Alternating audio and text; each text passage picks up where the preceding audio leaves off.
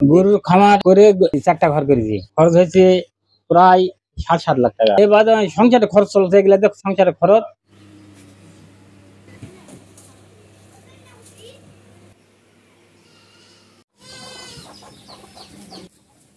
আসসালামু আলাইকুম দর্শক,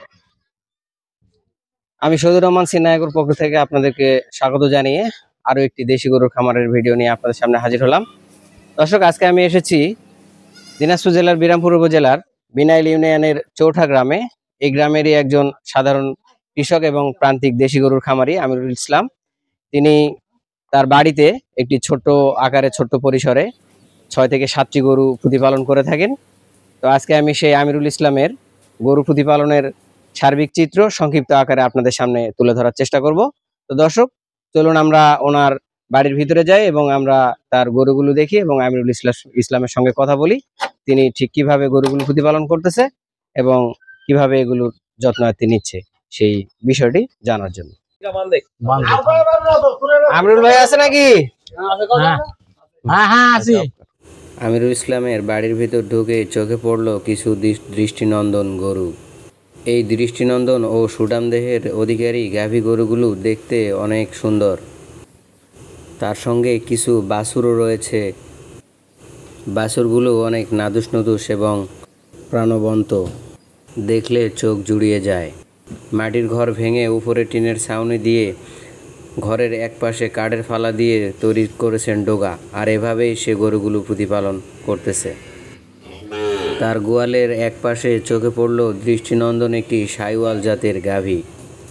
গাভীটি দেখতে যেমন সুন্দর তেমনি শান্তশিষ্ট স্বভাবের। সবগুলো গরু দেখে মনে হলো গরু প্রতিপালন করলে এমনই করা উচিত। গ্রামের স্বল্প আয়ের মানুষেরা ঠিক এভাবেই গরু প্রতিপালন করে নিজেকে করে তুলতেছে স্বাবলম্বী। শুধু গরুই নয়, গরুর পাশাপাশি সে 8-10টি ছাগলও প্রতিপালন করেন। আসসালামু আলাইকুম। ওয়ালাইকুম আসসালাম। ভাই কেমন আছেন? আলহামদুলিল্লাহ ভালো। তো আপনার নামটা যেন কি? আমার নাম মোহাম্মদ আমিরুল ইসলাম। আমিরুল ইসলাম। তো এই গরু কবে থেকে প্রতিপালন করতেছেন, কতদিন থেকে? এই 5-6 বছর। 5-6 বছর। কয়টা গরু দিয়ে খামার শুরু করছিলেন আপনি? এলা একটা গরু দিয়ে।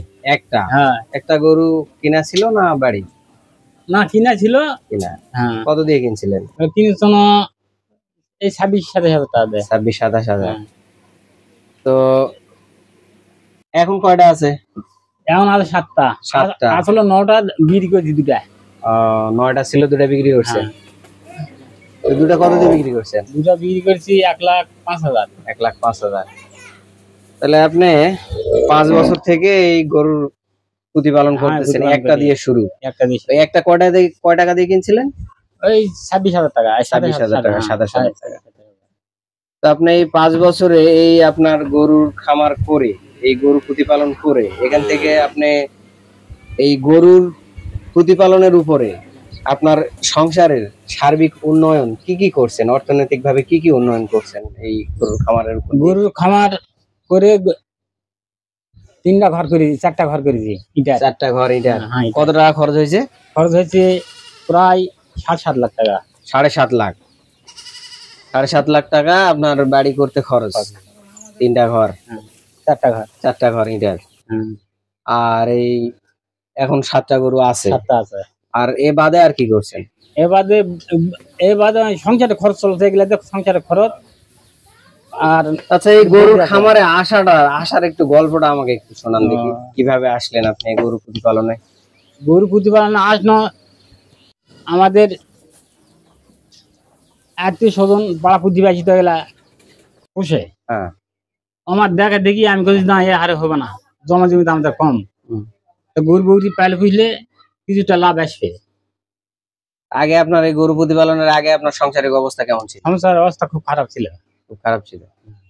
তো এখন বর্তমান আল্লাহ দেয় খুব ভালো। জমি জমা কতটুকু আছে? জমা জমি এই বিঘা 2 থেকে 2.5 বিঘা। 2 থেকে 2.5 বিঘা। আচ্ছা, তাহলে গরু প্রতিপালন করেন, এর পাশাপাশি মনে করে যে এই গরুর উপরে সংসার চলে, মনে করো আবাস সুবাদে চলে, করা হয় ওই টাকাতে। বাড়ি খরচ করা হয়। তাহলে আপনি গরু কি এগুলো মোটা তাজাকরণ করে বিক্রি করেন? এগুলা মোটা তাজা, হ্যাঁ।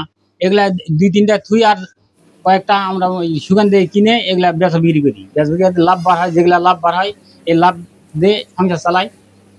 আর অল্প টাকা দিয়ে ফির গরু কিনি, কিনে বলে মোটা তাজা করে ফির বিক্রি করি। আচ্ছা, তাহলে আপনি এই গরুটা কতদিন আগে কিনছেন? এটা কিনেছি মোটামুটি 5 মাস আগে, 5-6 মাস আগে। কত দিয়ে কিনছিলেন? কিন্তু 96,000 টাকা। 96,000। এখন কত হবে? এখন ধরে নাম যে 72। 72। একটা বাচ্চা হয়েছে, ওটা বাচ্চা 50,000। ওই বাচ্চা সহ? না, বাচ্চা সহ লাখ মানে আগে কিনেছিলেন বাচ্চা ছাড়া? বাচ্চা ছাড়া 96 দিয়ে। এখন বাচ্চা হয়েছে, বাচ্চা হয়েছে। এখন হচ্ছে বাচ্চার দাম কত হবে? বাচ্চার দাম ধরেন 50,000। 50। আর এটার এখন ধরেন নাম যে 75,000। 75 আর 50 কত? 1,25,000। 1,25,000। তাহলে 96 দিয়ে কিনে 5 মাস পরে 1,25,000। কত টাকা আসলো? 25,000। 25,000। এর পিছনে খরচ হয়েছে কত আপনার 5 মাসে? খরচ তেমন আসেনি, খরচ খুব বেশি হলে পারে 1,500 টাকা খরচ হবে। 5 মাসে 5,000? এত কম? খাওয়ান কি? এগুলো ফিট খিলাই, ভুজি খিলাই, ফিট ভুসি, ঘাস খেড়। ঘাস কি জমি থেকে কেটে আনেন? হ্যাঁ, জমির আইল থেকে কেটে নিয়েছি। কিনা তো লাগে না? না, কিনা লাগে না। চাষের ঘাস নাই? না, চাষের ঘাস নেই। এই জমির আল থেকে ঘাস কি কেটে এনে কাটে নিয়ে আসে গরু খেড়ের সাথে মিশাল করে খিলাই, খড়ের সঙ্গে মিক্স করে খাওয়াচ্ছে। আচ্ছা, এরপরে আমি ওই গরুটা যাই। এটা কতদিন আগে কিনছেন? ওটা কিনেছি। এটা কি জাতের গরু? এটা শাহিওয়াল। শাহিওয়াল। এটা কতদিন আগে কিনছেন? এটা কিনেছি মনে কর যে বছর পরে নিয়ে আসি। 1 বছর পরে নাই? এটা কি অবস্থায় কিনছিলেন? এটা কিনেছিল শাড়ি গাভিন অবস্থায় নাকি শাড়ি? শাড়ি এমনি বাড়িতে এসে গাভিন, বাইরে এসে গাভিন হয়েছে। এরপরে বাচ্চা হয়েছে। এটা বাচ্চা হয়েছে। এটা কত দিয়ে কিনছিলেন? ওটা কিনেছিলাম 73,000 টাকা। 73,000। তো এখন তো এই বাছুরটা বিক্রি করলে 80-90,000 হবে নাকি? ব্যস্ত ধরেন না 60-65। 65। আচ্ছা, তাহলে এখন ওইটা কত হবে আর এটা কত হবে? ওটা ধরেন না 85। 85 আর এটা হলো 65। হ্যাঁ, 50-60 ধরেন। 60 ধরলাম। তাহলে কত হলো? আপনাদের 85 আর 60 1,35,000 নাকি? 1,35,000। কিনা ছিল কত দিয়ে? 73। তাহলে তো ডাবলেরও বেশি হয়ে গেছে 1 বছরে। আর 1 বছরে আপনার খরচা হয়েছে কত? খরচা এগুলা কি যে খরচ তেমন হয়নি, অতিরিক্ত খরচ হলে 6-7,000 টাকা খরচ হবে। আচ্ছা, এই যে আপনি বললেন যে এই গরুটাতে আপনার 5 মাসে 5,000 টাকা খরচ হয়েছে, তাহলে 5,000 টাকা হলে মাসে হচ্ছে 1,000 টাকা। তো মাসে যদি 1,000 টাকা হয়, দিন ক টাকা? দিন এত হিসাব করবো না বাবু। 30 টাকা। হ্যাঁ, 33 টাকা দিন। 33 টাকা দিন খরচ করে গরু প্রতিপালন করা সম্ভব? আমার কাছে আশ্চর্য লাগতেছে। আচ্ছা, নয় এই যে ঘাস খিলাইছি। আমার দর্শকেরা তো এটা বিশ্বাসই করতে চায় না যে 50 থেকে 60 টাকা খরচ করে দিনে গরু প্রতিপালন করা যায়। আপনি এই যে 30 টাকার কথা বলতেছেন, এটা তো আমারই বিশ্বাস হচ্ছে না। আমার দর্শকের কথা আমি বাদ দিলাম। এখন হলো কি শোনেন, আমরা তো ঘাস কিনতে গেলে বেশি খরচ হবে। আমরা তো ঘাস কিনতে পারি না। ঘাস আমি বাদ দিলাম, আপনার খড় আছে, দানাদার খাদ্য আপনি কি কি খাওয়ান? হ্যাঁ, দানাদার খাদ্য এই মনে করো যে এগুলা গরু যেগুলা আমরা বেচা বিক্রি করি, ওগুলাকে আমরা দিনে 2 কেজি 1.5 কেজি করে ফিট খিলাই। 1 কেজি ফিটের দাম 60 থেকে 62 টাকা।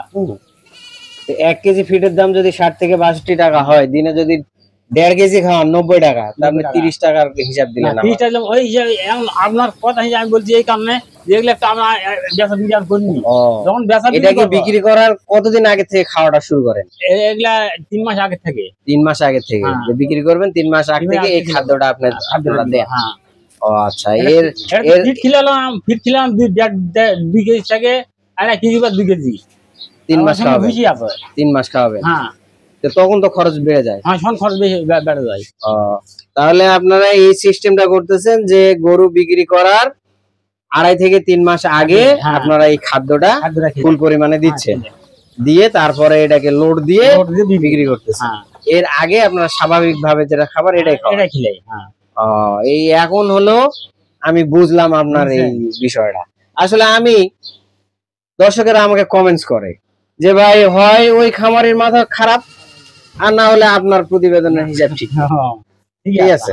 কারণ একটা গরুকে মাত্র 50 টাকা দানাদার খাদ্য দিয়ে পোষা সম্ভব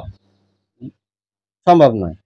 তাহলে আমার দর্শক যারা আছে, আপনার এই জিনিসটা আপনি একটু ক্লিয়ার করেন, ওদের সামনে একটু ক্লিয়ার করেন। আপনি কেমনে খাওয়ান, এই দিয়ে সামনে আসেন, এখানে দাঁড়ান, আর এমনি ক্যামেরার সামনে মুখটা করে বলেন আপনি কেমনে গরু পোষেন, যে গরু লোড দেন সেটা কতদিন আগে থেকে খাবার শুরু করেন, আর এমনি যদি বেশি দিন রাখেন নরমাল ভাবে কিভাবে খাওয়ান একটু বলেন। আমি নর্মাল ভাবে সবগুলা গরু হাফ কেজি করে খিলাই দিন, আর যেগুলা বিক্রি করে লোড দেই সেগুলা 2 কেজি করে ফিট, 1 কেজি করে ভুসি প্রতিদিন। প্রতিদিন 2 কেজি ফিট, 1 কেজি করে ভুসি আমরা খাওয়াই। 3 মাস কতদিন 3 মাস খাওয়ান? আগে। 3 মাস আগে। হ্যাঁ, এই 3 মাস ভিতরে যখন লোড হয়ে যায় তখন আমরা ওগুলো বিক্রি করে দিই বেশি দামে। বিক্রি করে দিয়ে এই অল্প দামে গরু কিনে আর বাদ বাকি যে টাকা বাঁচে ওই টাকা দিয়ে আমরা এই বাড়ির কাজে লাগাই এবং মাঠের কাজে খেত খামারে লাগাই।